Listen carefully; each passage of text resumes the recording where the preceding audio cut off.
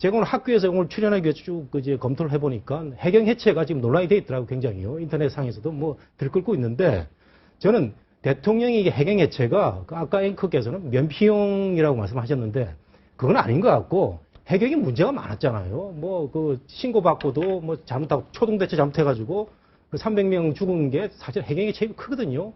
그래서 해경에 대한 수술을 해경 해체라는 표현을 썼는데 저는 이 대통령의 표현이 과연 해경 해체라는 이렇게 단도직입적인 표현이 그 옳았느냐 하는 문제는 좀 그 의심을 가집니다. 이것도 네. 이렇게 정확하게 해경 해체라고 구체적으로 대통령 입으로 나오는 거는 좀 문제가 있었다 그렇죠. 이런 얘기죠. 해경이 문제가 있으니까 역할과 기능을 다른 데로 옮기고 또 명칭도 새롭게 해가지고 뭔가 정부 조직을 바꿔보겠다는 그 얘기를 했으면 좋았는데 워낙 이제 그 실종자 가족들이라든가 국민들이라든가 대통령한테 욕을 하는 게 많으니까 대통령이 답답하다 보니까 해경 해체라는 이런 그 장수를 뒀다. 직접적인 표현을 썼는데 제가 참모라면은 조금 은유적인 표현을 써서 더 가다듬었으면 좋았지 않을까 생각이 저는 이 듭니다. 표현의 문제는 중요하지 않다고 보고요. 해경 해체, 저는 중요하죠. 또 예. 해경 해체라는 것이 어째 해경을 없애겠다는 것이라면요.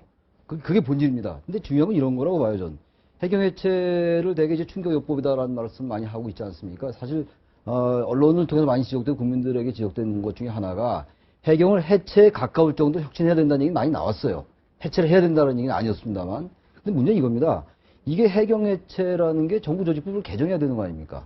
작년도 이맘때 정부조직법 개정 가지고 많은 논란이 있었어요. 야당과의 협조가 필요한 거거든요.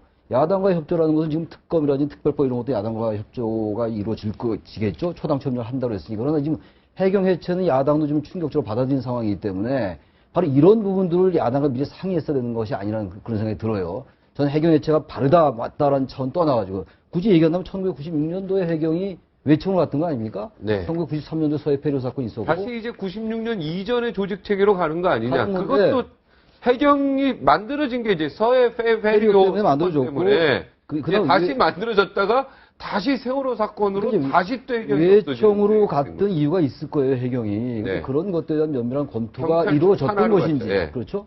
또 이게 이제 정부와 수사 기능이 다시 경찰청으로 가면은 해양 쪽의 정부와 수사를 과연 육지의 경찰청이 할 수 있을지 문제가 또 제기될 수 있다는 겁니다. 바로 이런 건 상당한 논란이 필요할 거고 전문가들 의견이 필요할 텐데 여기 계시는 분들은 그 부분들은 전문가는 아닌 것 같아요. 저를 보면서. 네. 문제는 어쨌든 간에 이런 것들에 대해서 다른 건 대체로 우리 사회에서 예측됐던 것들이잖아요. 대통령이 말씀하신 것들이. 근데 그 해경 해체는 대단히 충격적이고 놀랄만한 일이기 때문에 정부 조직법을 개정해야 되는 문제인데 이게 또 다시 여야간 논란이 되면 안 될 거 아니에요. 다른 것과 달라서 예, 이런 예. 것들이 미리 좀 네, 야당과 알겠습니다. 협의했으면 하는 그런 예. 아쉬움은 남다는 얘기입니다.